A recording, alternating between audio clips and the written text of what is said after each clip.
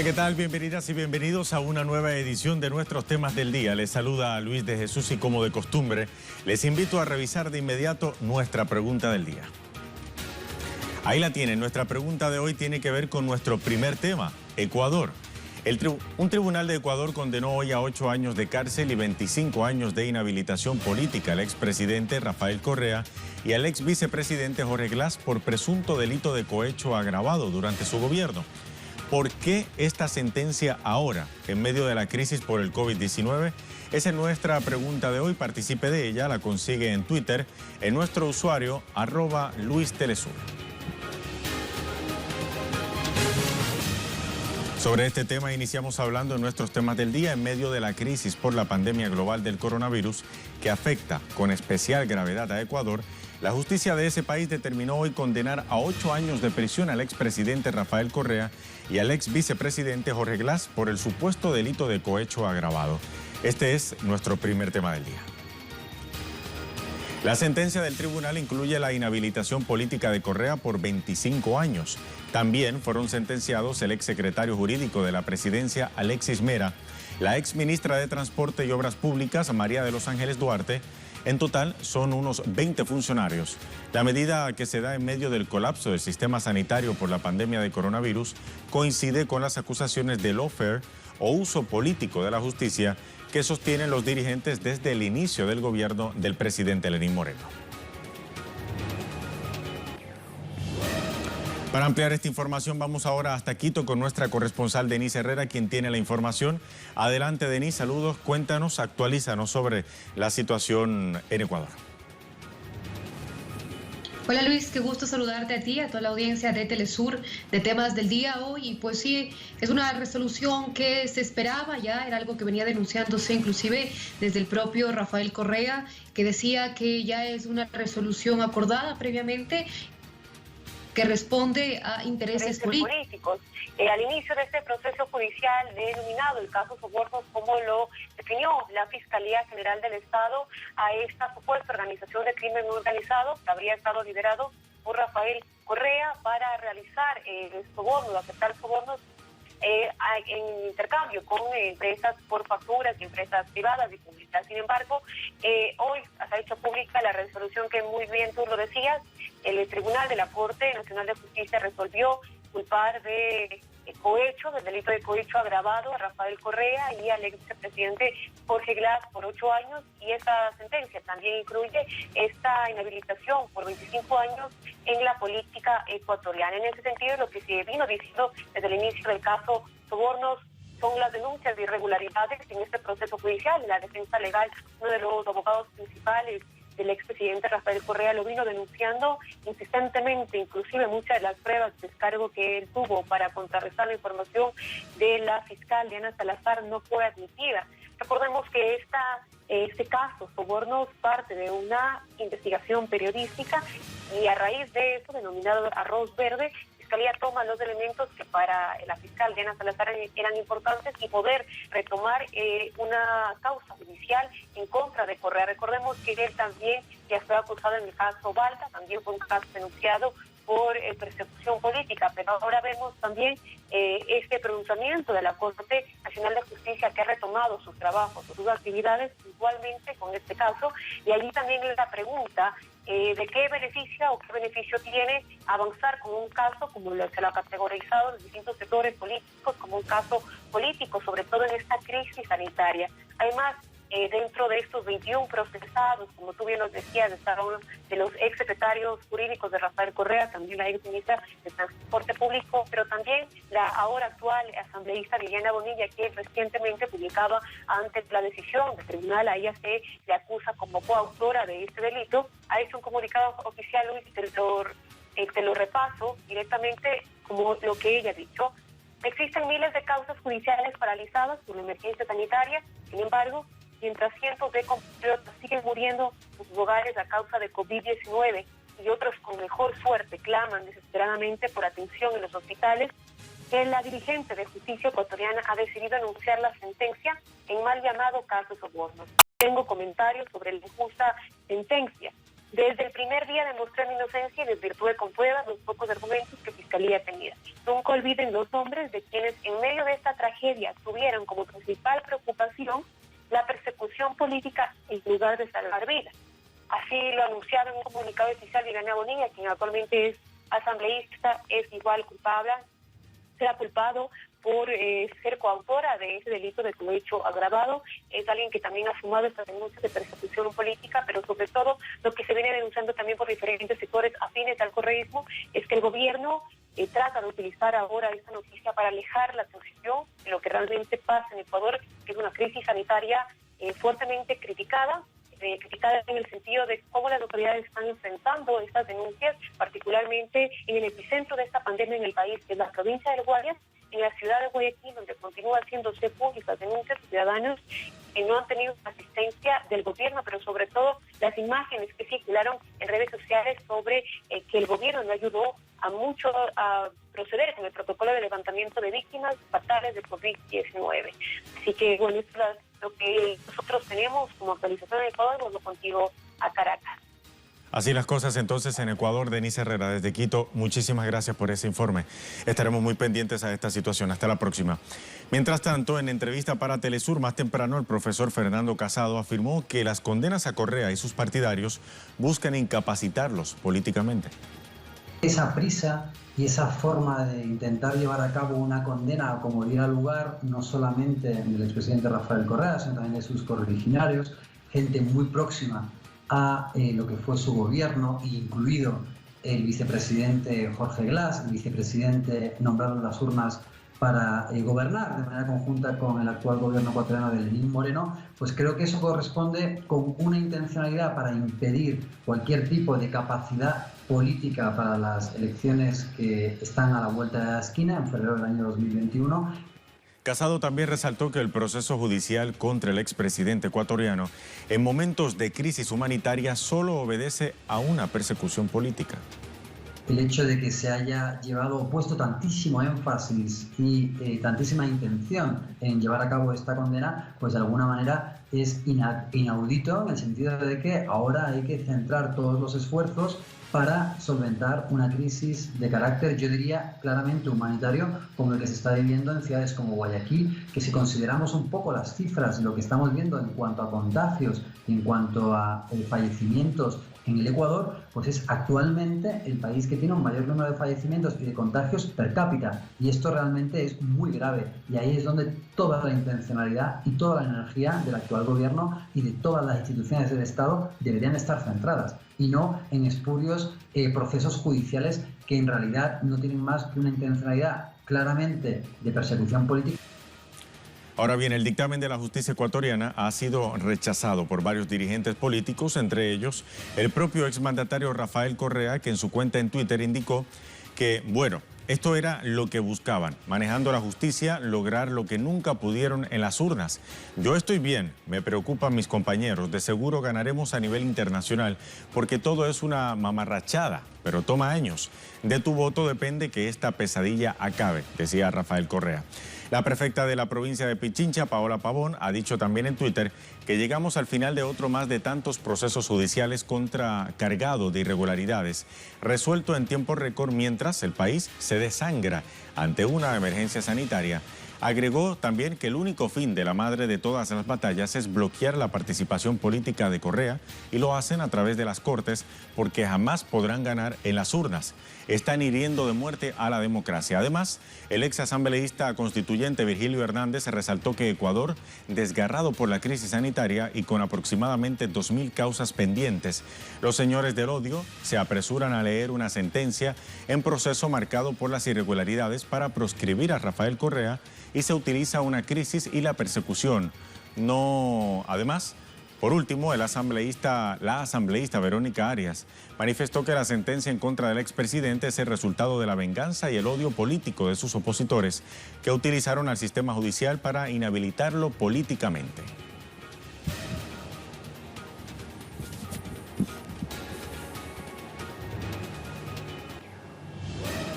Por su parte, el expresidente de Bolivia, Evo Morales, Ayma, también expresó en Twitter su completa solidaridad con el compañero Rafael Correa, quien es víctima de una persecución política sin límites. El pueblo ecuatoriano reconoce lo mucho que ha hecho él por la patria grande hasta la victoria siempre. Y la dirigente política Esther Cuesta Santana manifestó que Rafael podrán impedir temporalmente su participación política, pero nunca lograrán que el pueblo deje de respaldarle. El jefe de Estado que cambió la historia de la bandera de Ecuador, lo que lograste en el corazón de los ecuatorianos con tus obras, nunca borrarán. Venceremos.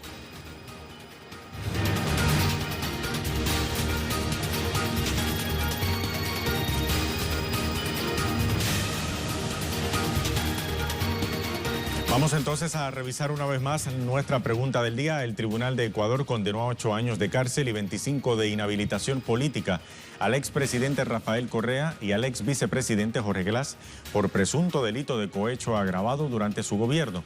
¿Por qué esta sentencia ahora, en medio de la crisis por el COVID-19? Esa es nuestra pregunta del día. Participe de ella en Twitter.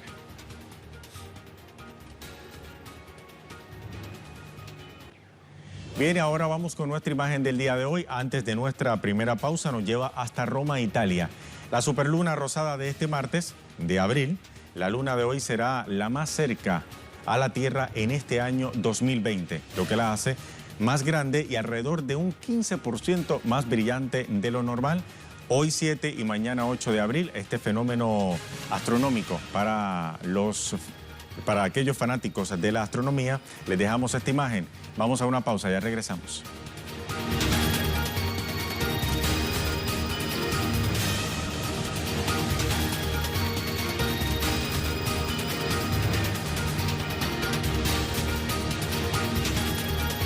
De vuelta a nuestra edición de hoy de Temas del Día, las autoridades chinas levantaron este martes el estado de cuarentena establecido por más de 2 meses en la ciudad de Wuhan, el epicentro de la pandemia del nuevo coronavirus. De esto estaremos hablando en nuestro segundo tema del día. La medida, que entró en vigor a las 12 de la noche, hora local, permitirá la salida de civiles de la ciudad bajo controles sanitarios aplicados por las autoridades. Sin embargo, el gobierno ha informado que permanecerán vigentes medidas de restricción, como por ejemplo la suspensión temporal del servicio aéreo y el servicio ferroviario, para evitar el repunte del virus en la nación.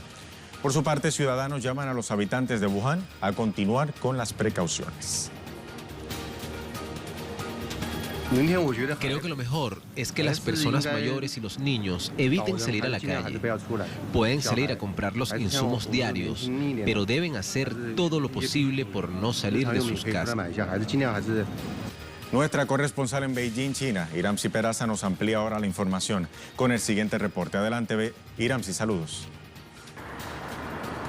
Saludos, colegas, gracias por el contacto. Pues efectivamente ya es miércoles 8 de abril aquí en el gigante asiático, aquí en China, y esta fecha marca el fin del periodo de cuarentena en la ciudad de Wuhan, capital de la central provincia china de Hubei, tras 11 semanas de estricto confinamiento en esa urbe que fue donde se detectó por primera vez este nuevo coronavirus aquí en China. Pues, ¿qué significa que se levante la cuarentena aquí en Wuhan? Pues, entre otras cuestiones, y la más importante, es que los 11 millones de habitantes de la ciudad de Wuhan y otros miles de personas que se quedaron varados en esa ciudad desde el pasado 23 de enero, cuando la ciudad cerró sus puertas debido a la expansión del nuevo coronavirus, pues significa que por primera vez esas personas podrán salir de la ciudad e incluso podrán salir de la provincia de Hubei. Eso sí, solo aquellos que tengan en su poder, en su teléfono celular, el código QR verde de salud, que es un código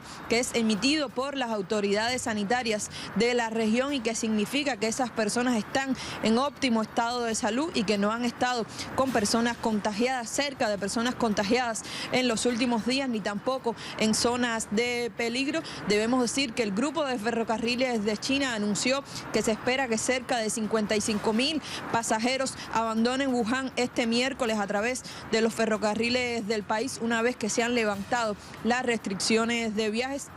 La ciudad de Wuhan durante las últimas semanas ha estado relajando poco a poco estas restricciones. Debemos decir, después de casi 2 meses los ciudadanos pudieron salir de sus casas por primera vez. Se ha reactivado poco a poco la vida socioeconómica de esa ciudad con la apertura de muchas empresas, también varios negocios, y también poco a poco ha comenzado a funcionar el transporte público, aunque no de manera general. Debemos decir que a pesar de que hoy concluye la cuarentena en Wuhan, se mantendrán allí algunas restricciones todavía vigentes. Por ejemplo, continúa cancelada la interconexión aérea entre Wuhan y Beijing, la capital del país, y para viajar a esta capital, aquellos viajeros que provienen de Wuhan necesitarán un permiso especial. Además, las escuelas de esa ciudad continúan aún cerradas y se mantienen otros controles epidemiológicos, tales como medición de la temperatura y otros controles para evitar un repunte de la enfermedad en esta ciudad, que fue la más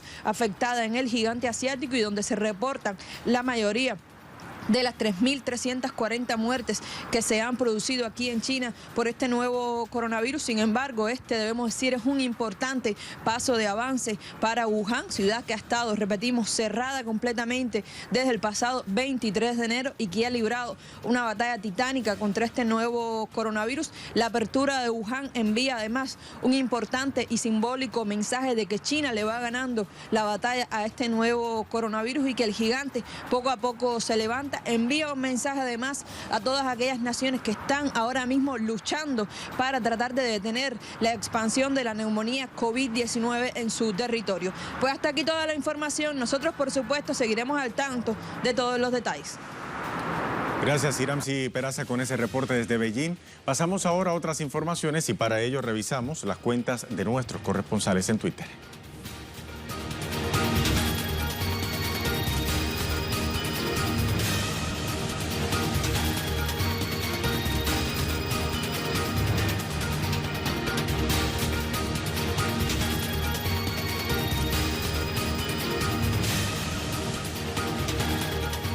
Iniciamos ahora en la cuenta de nuestro corresponsal Freddy Morales en Bolivia. La distribución gratuita de alimentos por los campesinos del trópico en Cochabamba fue empañada por el intento de detención del dirigente Andrónico Rodríguez por orden de un militar.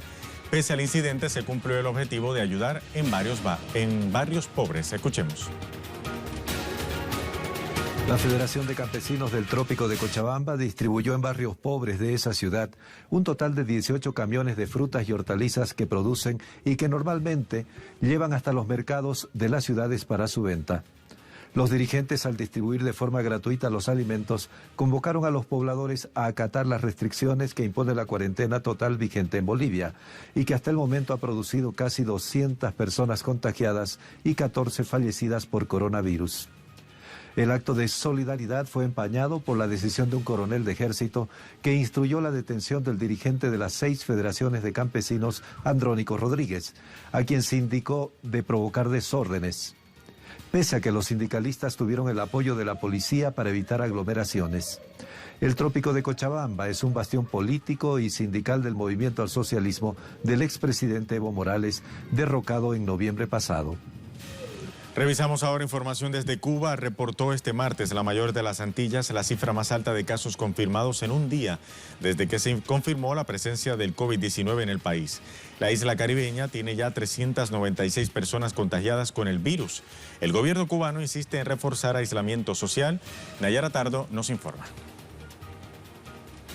El Ministerio de Salud Pública de Cuba informó la aparición de 46 nuevos casos de la COVID-19 en el país, llegando ya a 396 la cifra de personas confirmadas con este virus en la nación caribeña. La cifra de hoy es la más alta de casos confirmados en un día desde que se reportó la presencia de este virus en el país. De acuerdo con el director nacional de epidemiología del Ministerio de Salud Pública, Francisco Durán, los casos confirmados en el día de hoy todos son cubanos cubanos. Algunos son contactos directos de casos ya confirmados, otros han entrado procedentes del exterior al país. Sin embargo, aseguró que hay una de las pacientes confirmadas en el día de hoy de La Habana, que aún se desconoce cuál es su fuente de contagio, por lo que aseguró también que los especialistas cubanos trabajan en un proceso de investigación para determinar cuál es la fuente de contagio, cuál fue la fuente de contagio de esta paciente. En medio de esta situación, las autoridades cubanas insisten en reforzar el aislamiento social, sobre todo en la capital cubana, que encabeza la lista de demarcaciones con mayor número de personas contagiadas con este virus en el país. Hoy el presidente cubano Miguel Díaz-Canel Bermúdez, a través de su cuenta en Twitter, resaltó la labor de los médicos cubanos, tanto en Cuba como en otras naciones afectadas por este padecimiento, a propósito de celebrarse hoy el Día Mundial de la Salud, que está dedicado a la especialidad de enfermería, y en este sentido el mandatario cubano resaltó específicamente la labor del equipo de especialistas de enfermería que prestan servicios en Barbados, una brigada compuesta por 95 mujeres y 6 hombres, siendo esta la primera vez en la historia de la colaboración cubana que un equipo de especialistas conformados únicamente por la especialidad de enfermería parten hacia otro país a prestar servicios. Tenemos ahora información desde España. Adriana Cardoso nos informa que los muertos diarios por coronavirus se repuntan a 743, luego de 4 días a la baja. El Ministerio de Sanidad señala que la tendencia de desaceleración continúa pese a haber superado los 13.798 fallecidos en el país.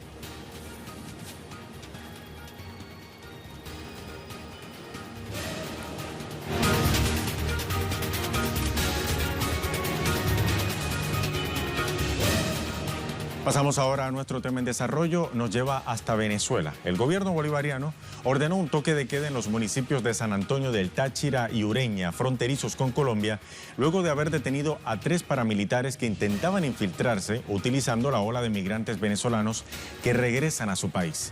Vamos a conectar ahora con nuestra corresponsal en Caracas, Madeleine García, quien tiene los detalles. Madeleine, saludos. ¿Qué más se sabe sobre esta información? Adelante. Hola, te saludamos, Luis. Lo que nunca se esperaban los paramilitares o las personas que están y que continúan en el plan de desestabilización en el país es que allí justamente en la frontera colombo-venezolana el despliegue para atender el tema de del coronavirus, a pesar de la gran cantidad de personas que están ingresando en el país, también iban a determinar o a estar pendiente de los casos de funcionarios desertores, de aquellos que pudieran tener algo pendiente con la justicia, porque una vez que entran, no solamente se le toma la muestra para detectar si tienen o no coronavirus en este test rápido, en esta prueba rápida de 15 minutos, sino que también la huella dactilar para poder verificar con los diferentes organismos de seguridad, con la policía, con la guardia, también con Interpol, quiénes son los que están ingresando en el país. Y así fue que se dieron cuenta, se detectaron estas 3 personas, estos 3 paramilitares. Estamos a la espera que el vicepresidente de Comunicación e Información dé más detalles. Sin embargo, pudimos escuchar a Freddy Bernal, quien es el protector del estado Táchira, decir que hubo una situación con un grupo paramilitar y que esta información será ampliada por el vicepresidente de Comunicación e Información. También Freddy Bernal detalló la manera como están desplegando la logística para poder atender la cantidad de personas que se están retornando de Colombia, luego que, fueron abandonadas, que no se les dio la atención y la solidaridad que ellos anteriormente anunciaban, supuestamente con bombas y platillos, que iban a atender a los migrantes venezolanos. Es decir, esa fase de atención a los venezolanos se concluyó con este coronavirus. Ya ni siquiera, por ejemplo, está presente ACNUR, que estaban allí como un respaldo para poder conseguir dinero que eran bajados a las ONGs que montaban fachadas justamente en los puentes de San Antonio y en el puente de Ureña, a la salida que colinda con Colombia, para poder allí atender a los venezolanos con agua o con este tipo de cosas. Así que todo esto desapareció como un plumazo de estos escenarios y los venezolanos han tenido que caminar y caminar desde Bogotá, desde otras partes, ni siquiera los medios de comunicación ya los están acompañando como hacían antes en esas campañas mediáticas para reflejar la supuesta crisis humanitaria acá en el país y ahora reseñar de qué manera están tratando a los venezolanos. Hay denuncias de mujeres, de jóvenes, de hombres, diciendo que eran muy maltratados, que la policía incluso les ofrecía, los amenazaba con darle golpes, detenerlos o de alguna manera u otra sacarlo de manera violenta de ese país, y así llegaron a Venezuela. El despliegue que existe en Venezuela es el despliegue de prevención para detectar los casos, posibles casos de coronavirus. Ellos deben permanecer allí en la frontera 14 días confinados, luego se le hacen nuevamente las pruebas para saber si en el transcurso de los días no se le desarrolla algún síntoma y posteriormente son trasladados en autobuses hacia los estados, a las diferentes regiones donde viven. Pero además hay un despliegue logístico importante de carpas, de baños portátiles, de alimentación para atender a estas personas y es de verdad, es titánico porque es una zona de frontera muy movida. Estas personas vienen, imagínate, caminando horas y horas y tienen que estar allí en condiciones también difíciles de campamentos para ser atendidos por las autoridades venezolanas, pero es lo que corresponde. Hemos visto también las imágenes de la frontera con Brasil, en donde están confinados también en sitios que dispusieron para las personas que han llegado de Brasil también, en donde además allí nosotros hicimos un trabajo de investigación con ACNUR, les hacían firmar un expediente de refugiados para poder conseguir con esto dinero. Pues tampoco se ha visto por allí ACNUR en esta frontera y cuando se les hace las pruebas luego de los 14 días que ya tienen acá en Venezuela y dan negativo, bueno, eso es una fiesta, Luis. Así que esta es la radiografía y esto es lo que te podemos contar de este primer día. Ya por cierto, están en plena hora de toque de queda en San Antonio de Ureña, que culmina a las 10 de la mañana todos los días. Vamos a ver cómo se desarrolla esta noticia. Gracias, Madeleine, por el informe. Hasta la próxima. Hasta la próxima. Vamos a revisar ahora nuestra pregunta del día una vez más.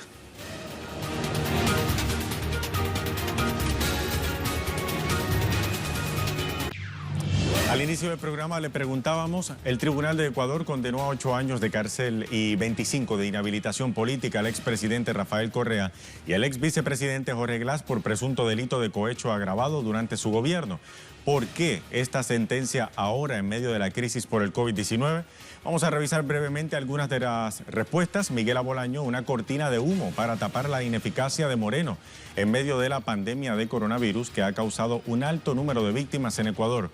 Un juicio y una sentencia infundados, siguiendo las directrices de la Moyanqui en su desespero de acabar con la izquierda y sus líderes, dice Miguel Abolaño. También la respuesta de Wilmer Castro, el traidor de Lenín Moreno, es tan repugnante y fracasado como el neonazista de Donald Trump. Tratan de desviar el dolor que sufren sus pueblos a causa del COVID-19, queriendo aplicar falsas sentencias judiciales e invasiones terroristas. Y para culminar, la respuesta de Yaotal Altán, porque el traidor de Lenín Moreno quiere salvar su propio trasero. Sabe bien que con el regreso de Rafael Correa a la presidencia, los banqueros corruptos irán a prisión. Es una persecución judicial más como la que le hicieron a Lula da Silva en Brasil. Así llegamos al final de esta edición de Temas del Día. Sigan en sintonía de Telesur, la señal informativa de América Latina y el Caribe. Hasta la próxima.